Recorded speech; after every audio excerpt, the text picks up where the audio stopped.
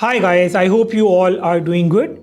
Today I want to share some tips and tricks regarding the Poco M4 Pro, the new Poco M series device.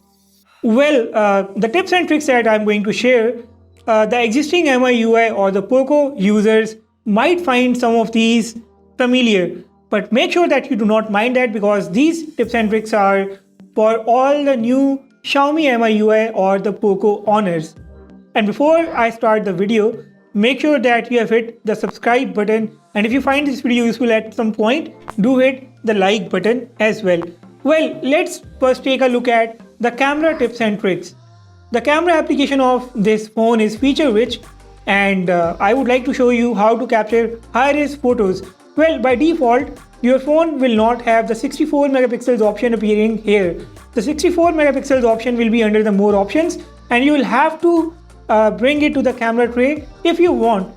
To do that, what you can do is inside the more options, you can click on the edit button and you can just move the camera icons to or from the camera tray inside the camera application. As you can see that I have moved the 64 megapixels and night mode to the camera tray. These options exist in the more features by default, and you can also move the panorama, short video or any other options. Okay, by default, when you will long press the shutter button of your phone, it will start recording a video. But if you want to capture the buzz shot images, what you can do is go to the camera settings, and inside the camera settings, change this setting which says press and hold the shutter button, change it to buzz shot, and it will capture the buzz shot images. Inside the camera settings, you also have the option to turn off the shutter sound. If you don't want the shutter to make a sound every time you capture a picture, you can just disable the shutter sound. And on the top of the camera settings, you have the watermark option. You can enable the device watermark, add timestamp on the photos, or use a custom watermark if you wish. Let's move on to some of the home screen settings. Long press the home screen on an empty area, and here you have the settings. Inside these settings, you have the transition effects between the windows. As you can see that you can select crossfade, tumble, page, or any other animations or transitions, and you can fill the empty cells by default, lock the home screen layout. And if we go to the more options, here you have the application drawer under the additional settings. By default, the Poco phones do not use the application drawer, but you can just come to these settings and enable the application drawer, and now you will have the application drawer on your phone like this. You can see that we can scroll vertically on the application drawer, and you can also change the transparency, the background of this application drawer using the same home screen settings. Go to the backgrounds, and here you can set the transparency to 100%, and now you can see that the application drawer is 100% transparent. It does not have its white background. Inside the same home screen settings, we also have the option to change the icon pack. You can apply a new icon pack from the Google Play Store, and you can also customize the layout. You can change the size of the icons to small, extra small, or go up to extra large. Inside the same home screen settings, once again, we also have the option for the home screen to show the memory status. It shows the memory status in the recent applications panel.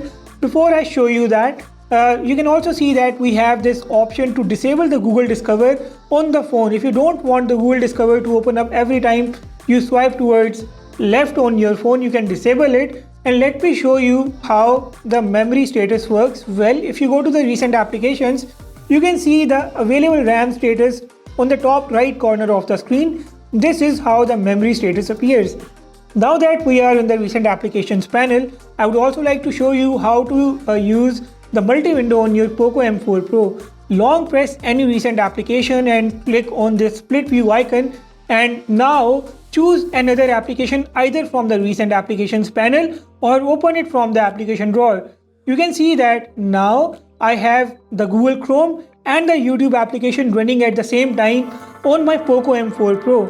This is how you can launch any applications in the split view on your Poco M4 Pro. This works for pretty much all the applications, as you can see. Let me also show you how you can enable the photo editor inside the gallery application of your phone. To do that, you first have to go to the gallery of your phone, and inside the gallery open any photo and click on this editor button right here. it will ask you for a couple of permissions, allow it, and now you have the photo editor enabled on your Poco M4 Pro. You can apply an auto tune function to the photos, crop, filter, adjust, erase, stickers can be added, doodles, text and frames can be applied to your photos.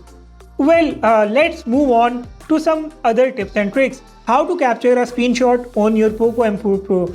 There are two ways. You can either swipe 3 fingers on the screen like this, or you can press the power and the volume button, the volume down button at the same time to capture a screenshot. Talking of the screenshot also reminds me of the screen recorder. You can just go to the toggles of your phone and click on the screen recorder here, and the screen recorder options will appear on your screen. Pressing this files option will take you to the recorded screens, and pressing this settings icon will take you to the settings of the screen recorder. Here you can adjust the resolution, video quality, orientation, sound source, and a lot of other options are given right here inside the screen recorder settings. You can play further with the toggles here. You can add or remove the toggles to this screen according to your own liking. Click on this edit button appearing right here, and now you have the option to either remove the toggles or add new toggles to this screen. The toggles here are pretty interesting actually. You can enable the dark mode from here. This phone brings an AMOLED panel, and the dark mode is going to help you with the battery life. You can directly lock the screen, cast the screen, the Me Share is here, floating windows, and a lot of other options are given right here on this screen. Now by default your phone will be using 60Hz refresh rate, but you have to know that the Poco M4 Pro brings a 90Hz refresh rate. So to enable the 90Hz you can go to the settings, display, go to the refresh rate and enable the 90Hz. I have already enabled it, which is why it shows 90Hz here, but you do have to enable it on your newly set up Poco M4 Pro. Inside the settings we can also take a look at the always on display. Well, by default the always on display is going to appear on the lock screen for about 10 seconds. But if you want to make it stick on the lock screen, what you have to do is go to the about phone and tap the MIUI version for about 7 times to enable the developer options. After this, go to the additional settings on your phone, go to the bottom, tap on the developer options, go to the bottom once again, and now click on this reset to default values, press it once again, and now you have the option to disable the MIUI optimization. Disable it, and now the always on display will stick to the lock screen on your phone, but remember this is going to eat up your phone's battery. So make sure that you know what you are doing. If you don't want the battery to deplete, I suggest using the always on display in its default state of about 10 seconds only. Let's take a look at the notifications and the control center settings. Well, here you have the options to first of all change the lock screen notification settings. You can enable or disable the applications that you want to show the notifications on the lock screen. Similarly, you can change the settings for the floating notifications, and you can also change the settings for the badges that appear on the top of the application icons when there are pending notifications. And then a very interesting option is the control center style. On the new MIUI, the control center by default is in this modern iOS style, but if you want to use the old typical MIUI control center like this, you can just use the old version. As you can see, I like the new one, which is why I keep using the new one. And here we also have the status bar settings. You can show the connection speed. You can also show the carrier when the device is locked. Edit the carrier name, just use any name you want. Battery indicator, whether you want to show the indicator only, indicator with percentage inside, or the indicator with percentage outside. You can hide this entire notch, and you can also hide the notch inside the individual applications. Let's move on to the passwords and security. Well, you are likely going to use the fingerprint scanner on your Poco M4 Pro, but I also suggest using the face unlock along with the fingerprint scanner, so that if your hands are busy, the face unlock will help you unlock the phone and vice versa. Let's take a look at the apps now. Well, inside the apps you have the dual apps. The dual apps will basically let you install a dual instance of the applications like Facebook, Snapchat, Instagram, Twitter, and over 30 other applications. This will let you use 2 accounts of one same platform at the same time on your phone. For instance, you want to use 2 WhatsApp accounts using 2 WhatsApp numbers on the same device. You can do so using the dual applications. This wasn't possible back in the day, but it is possible now, and you should definitely try it. In the same apps, we have the app lock. This is a native application lock in the MIUI. I do not recommend using a third-party app lock on your phone.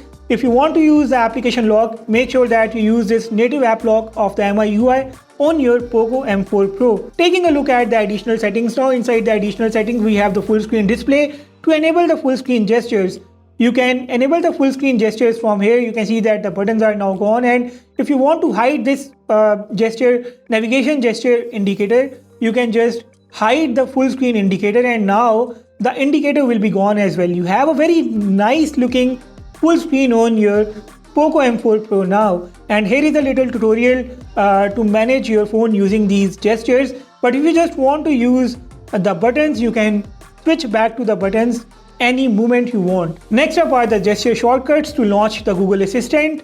To take a screenshot, launch camera, turn on the torch and double tap the fingerprint sensor.